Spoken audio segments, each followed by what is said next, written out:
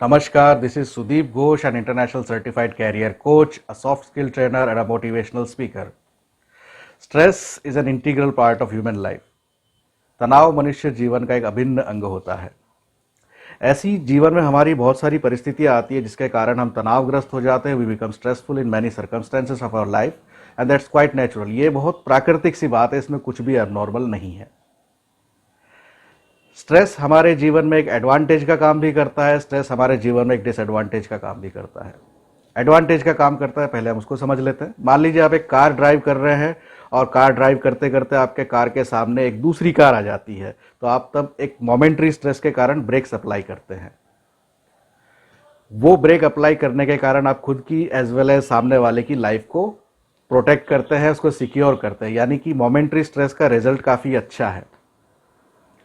दूसरी तरफ आता है जो डिसएडवांटेजेस स्ट्रेस है, यानी कि जो लॉन्ग टर्म स्ट्रेस है, जो इमेजिनरी स्ट्रेस है, हम पास्ट के बारे में या फ्यूचर के बारे में जो इमेजिनरी चीज़ें हम सोचते हैं उसके कारण हमारे साथ बहुत बहुत एडवर्स इफेक्ट होते हैं। कौन कौन से होते हैं? जैसे जिनको जेनेटिकली ब्लड प्रेशर नहीं है उनको ब्लड प्रेशर होने लग जाता है, थायराइड होता है, या डाइजेशन में प्रॉब्लम होती है, या इम्यूनिटी कम हो जाता है, शुगर की प्रॉब्लम होती है, यानी कि हेल्थ पे तो डायरेक्ट आपका एडवर्स इफेक्ट आ ही रहा है। तो जब इसके इतने सारे एडवर्स इफेक्ट है तो हमें इस लॉन्ग टर्म स्ट्रेस को रोकने के लिए या इसको प्रिवेंटिव मेजर्स लेने के लिए कुछ सोचना ज़रूर चाहिए और करना भी चाहिए।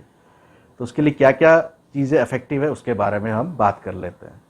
सबसे पहली चीज़ कि हमें अपनी लाइफ में मेडिटेशन को शामिल करना चाहिए। मेडिटेशन बहुत तरह के होते हैं। मेडिटेशन हमारी लाइफ में क्या रोल प्ले करता है इसको समझने के लिए हम एक एग्जांपल लेते हैं। जैसे मान लीजिए आप एक कार ड्राइव कर रहे हैं 120 किलोमीटर पर आवर की स्पीड में, या 200 किलोमीटर पर आवर की स्पीड में, या शायद 300 किलोमीटर पर आवर की स्पीड में, और उसी स्पीड में चलते हुए अचानक आप रास्ता भटक जाते हैं। आपको रुक के किसी से एड्रेस पूछने की ज़रूरत है या सही रास्ता पूछने की ज़रूरत है, लेकिन उसी स्पीड में अगर आप कार को स्टॉप करेंगे तो आपका एक्सीडेंट हो जाएगा। तो हमें सबसे पहले कार की स्पीड को कम करना ज़रूरी है। मेडिटेशन हमारी माइंड में वही काम करता है, क्योंकि जब हम स्ट्रेस में रहते हैं तो हमारे माइंड में बहुत सारे thoughts, emotions, ideas, opinions continuously चलते रहते हैं, बहुत स्पीड में चलते रहते हैं, और उनका कोई रिजल्ट भी नहीं आता बल्कि एडवर्स इफेक्ट आता है। तो हमें सबसे पहले उन जो थॉट्स, इमोशंस, उनके सबकी स्पीड को कम करना ज़रूरी है। वो मेडिटेशन के द्वारा किया जा सकता है।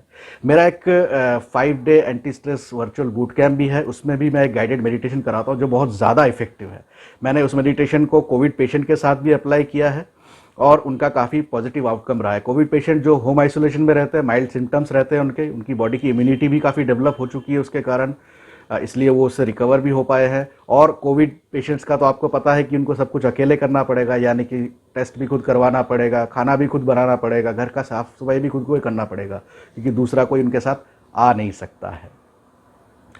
दूसरी चीज़, जब आपने अपने माइंड के जो स्पीडी थॉट्स को आपने कम कर लिया तो आपको माइंडफुलनेस प्रैक्टिस करने की ज़रूरत है। माइंडफुलनेस का मतलब होता है कि आपके सामने जो भी चीज़ अवेलेबल है उसको कैसे एंजॉय किया जा सकता है। उससे आप हैप्पी हो सकते हैं या मिजरेबल हो सकते हैं, यानी कि सुखी और दुखी हो सकते हैं, वो बात नहीं हो रही, लेकिन हम दोनों चीज़ को एंजॉय कर सकते हैं। उस चीज़ को हमने अपनी लाइफ में काफ़ी बार अप्लाई भी किया होता है, वो हमें अप्लाई करना होता है माइंडफुलनेस, तो वो उसके कारण भी स्ट्रेस काफ़ी कम होता है। तीसरी चीज़ आपकी आती है हॉबी डेवलपमेंट। हॉबी लोगों को ऐसा लगता है कि कोई टाइम पास की चीज़ है, या जब हम फ्री रहेंगे तभी हम इसको करेंगे, या जॉब से जब रिटायर्ड होंगे या जॉब जब छोड़ेंगे तब हम इसको परस्यू करेंगे। ये ऐसी चीज़ बिल्कुल नहीं है। हॉबी एक ऐसी चीज़ है जिसके कारण आपका खुद का mental as well as physical wellbeing decide होता है, आपकी प्रॉब्लम सॉल्विंग एबिलिटी बढ़ती है, आपके एनालिटिकल स्किल बढ़ता है, आपका माइंड ओपन होता है इसके कारण। तो वो हॉबी भी आपके लाइफ में बहुत बड़ा रोल प्ले करता है। चौथी चीज़, स्टोरी टेलिंग। स्टोरी टेलिंग वैसे तो पब्लिक स्पीकिंग का एक पार्ट होता है, यानी आप अपनी बात को एक कहानी के रूप में लोगों के सामने कैसे प्रस्तुत कर सकते हैं, उसको स्टोरी टेलिंग कहा जाता है। लेकिन जब आप स्ट्रेसफुल सिचुएशन में होते हैं तब हो सकता है कि आपको अपनी बात दूसरों को बतानी पड़े, किसी एक्सपर्ट को, जैसे मान लीजिए डॉक्टर को या एडवोकेट को या पुलिस को। हो सकता है आपको उनसे हेल्प लेना पड़े, क्योंकि हर चीज़ आप अपने बलबूते पे शायद नहीं कर पाए, क्योंकि अलग अलग चीज़ों के अलग अलग एक्सपर्ट होते हैं। लेकिन जब आप अपनी बात को एक सिस्टमेटिक वे में उनके सामने नहीं रखेंगे तो वो आपकी हेल्प भी नहीं करेंगे, बल्कि हो सकता है वो आपसे दूर भागे जब आप चिड़चिड़े होकर या चिल्ला के बोले उनको बात। तो ये स्टोरी टेलिंग उसी में हेल्प करता है कि आप अपनी बात को कैसे सिस्टमेटिक वे में लोगों के सामने रख सकते हैं। मेरे एंटी स्ट्रेस जो 5 डे वर्चुअल बूट कैंप है उसमें स्टोरी टेलिंग भी शामिल है।